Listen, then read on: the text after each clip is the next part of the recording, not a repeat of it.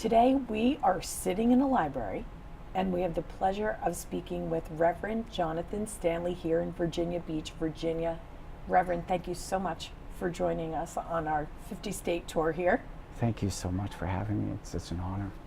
You know, I've heard so many great things about you. You have a lot of respect in this community. A lot of people speak very highly of you and what you are doing. Can you tell my audience what your passion is? My passion is the forgotten. Those people that other people just say, well, it doesn't matter because they really don't contribute to society. It could be the homeless, it could be a child that has no mother, it could be so many different aspects of this, but I have concentrated on two populations.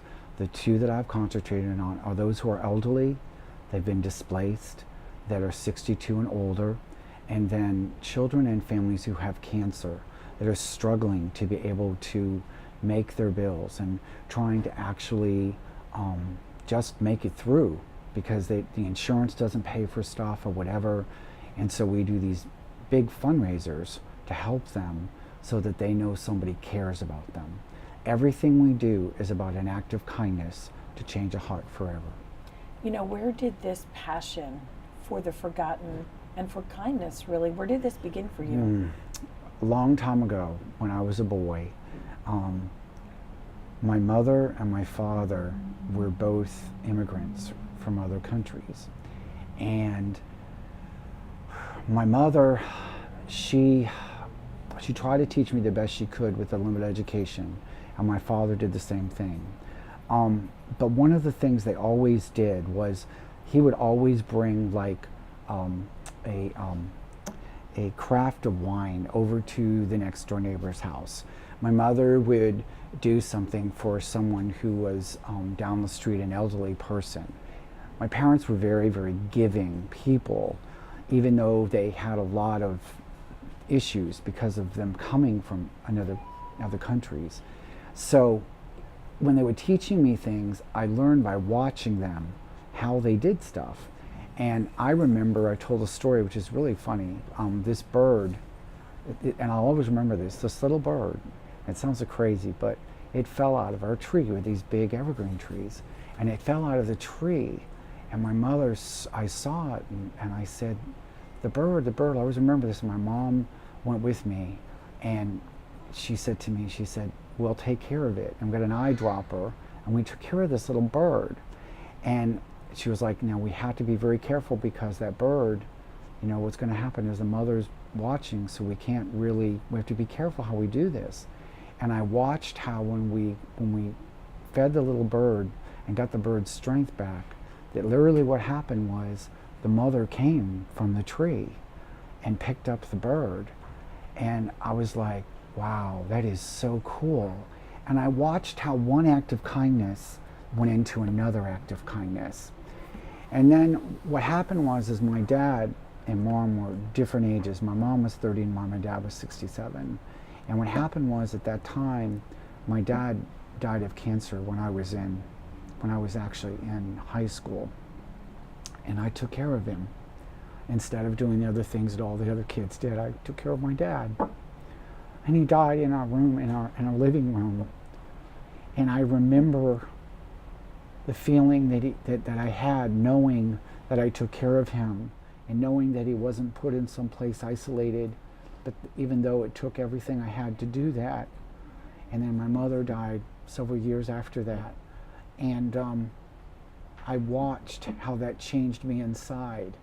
And when I went to school, I worked in a gerontology ward in college because I felt like there was a need for these people in a way that I could not describe.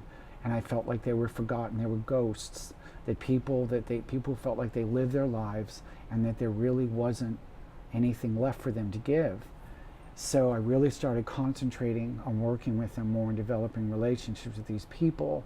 And then when I got out of graduate school, out of going to CBN Regent, I wanted to do something more and I was working as a professional fundraiser, working to raise money for children with cancer and kids exploited and just all kinds of other things.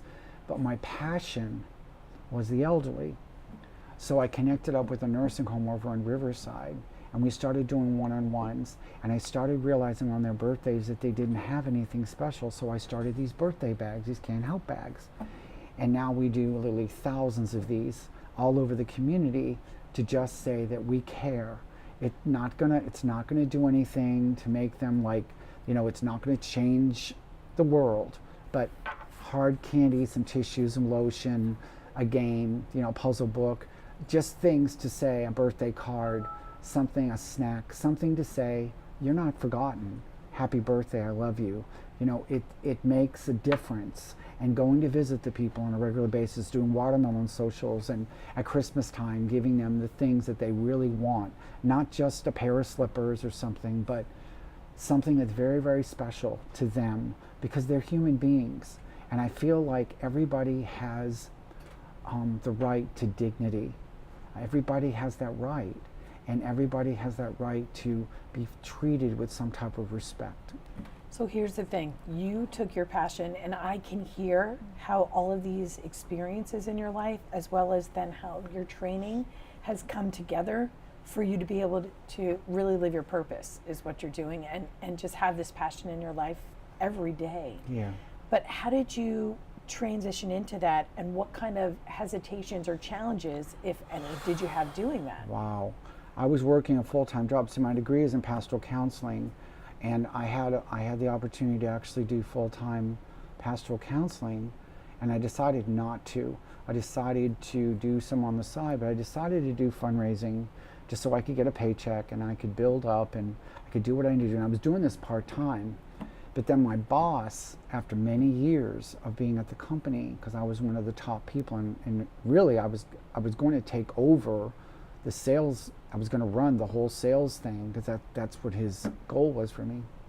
But he saw my passion was so great and my heart was so heavy for these people that he sat down with me and he said, I think it's time that you make a decision, because he said, I think I'm holding you back. And I said, really? And he said, yes.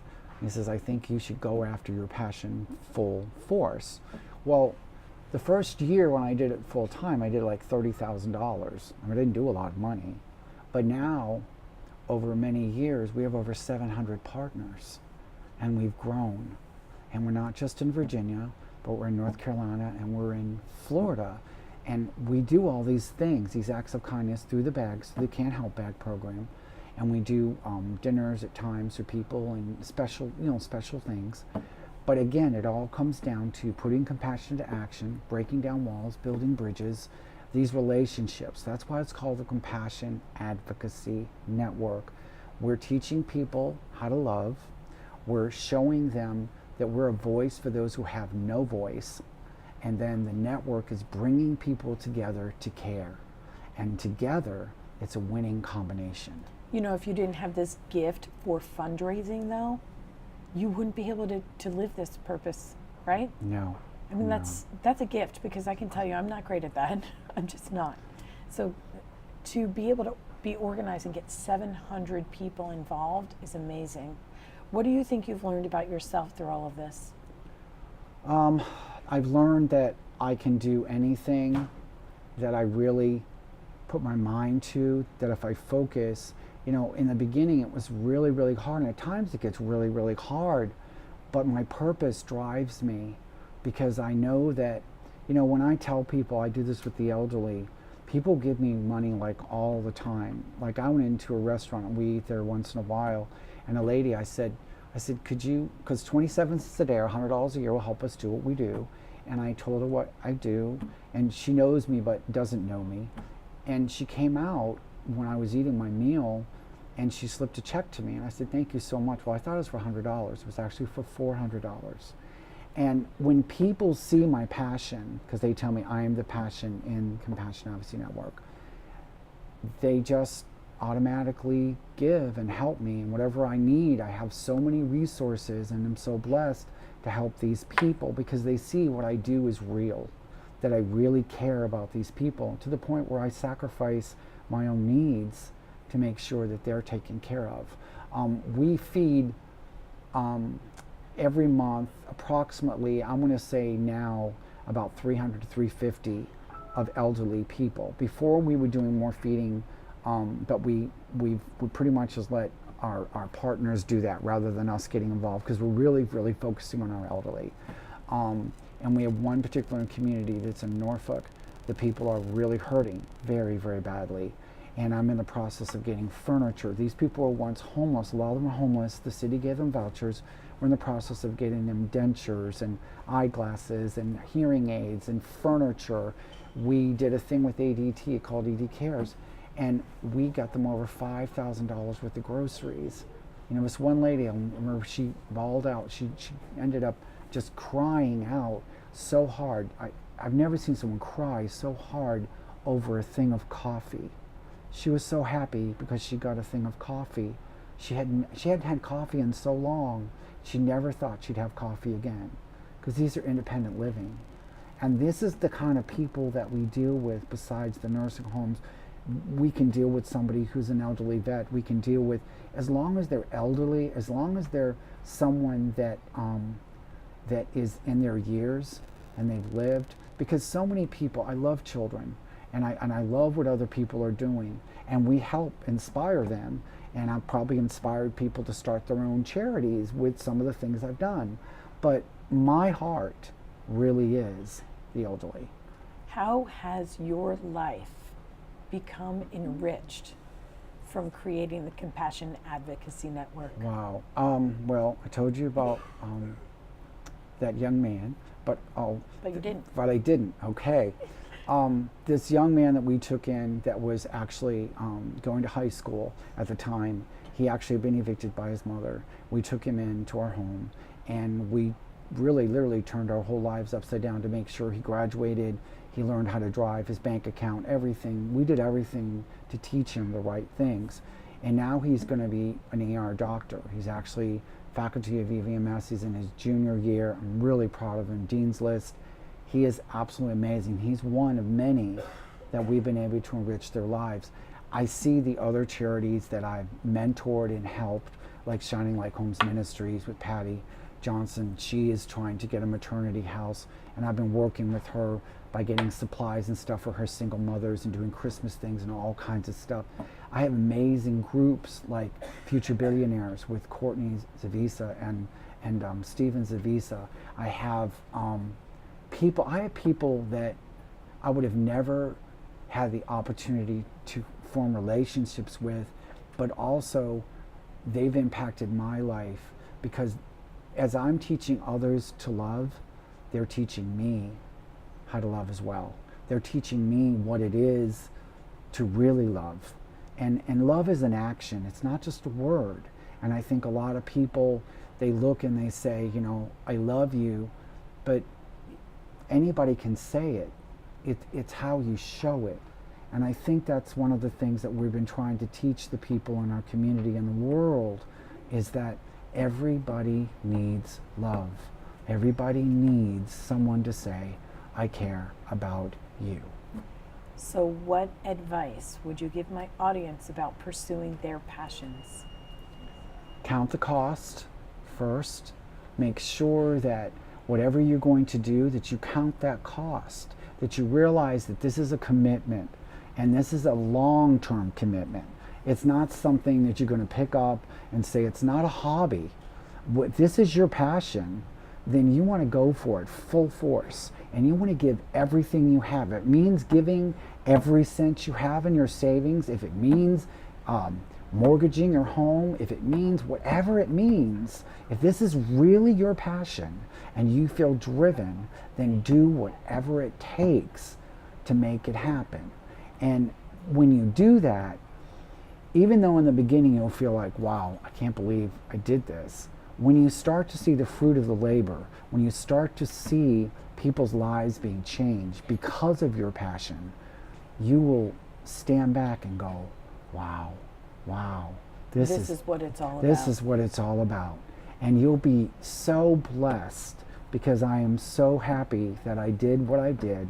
I don't regret a day. Even though sometimes it gets very difficult, I know that I'm doing what I was created to do. How can people reach out to you and go to your website or email you? Yep, you can go to the Compassion Advocacy Network, or you can go to wecanhelp.world, and you can donate. We always need donations, we don't need sponsors, we don't need partners, and volunteers. What we're doing is very important. We're the only ones in our community that are actually reaching out to these elderly in the way that we reach out to them. And I need as much help as I can to make an impact. And if people would like to do something in their area but have questions about how to get started, is it okay if they contact you for that as well? Oh, of course, because we're getting ready to work. We work with an organization called HCR Manor, which is the largest nursing home facility in the whole country. And we're getting ready to, each state, we want to do these bags. So we're getting ready to mobilize and be able to send these bags to these nursing homes to give them these acts of kindness, because we have a relationship with them already through Florida. And so we're trying to do this little by little by little as we get more and more sponsors. So I would be more than happy to help anyone to try and say, hey, this is your idea. I don't know all the logistics, because I am the visionary. David is the one who actually did the building of the actual charity.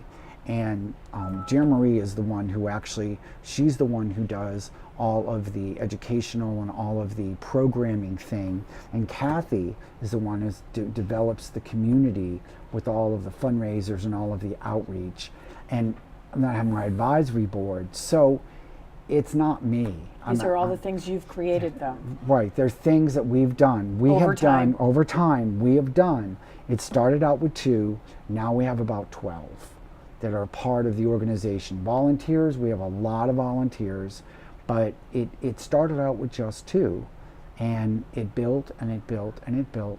And once people see what you're doing and they see that it's really making a difference, they'll get behind you. They'll start to help you, because everybody wants to do something. They just want to find something that they can do. It's like people go, they're like, what can I do? But when you show them what they can do, how hard is it to fill a bag with some items, give them to someone and say, here, I care? I agree. Sometimes people just need to feel important and needed and wanted in an organization. Yep. And given instructions. And, yep. They're not maybe the type to create something, but definitely the type to support it. Yep. So, yep. Congratulations, and keep up the great work. Seriously, so proud for you and happy for you. Well, I am so humbled by even the fact that I was selected, because there are so many other wonderful people doing some wonderful things, and I just can't thank you enough for even interviewing me. Thank you so much. Thank you. And I talk to you, and I talk to you, and I talk to you, and I talk to you, and we love, and we hate, and we demonstrate, we try to relate. This is my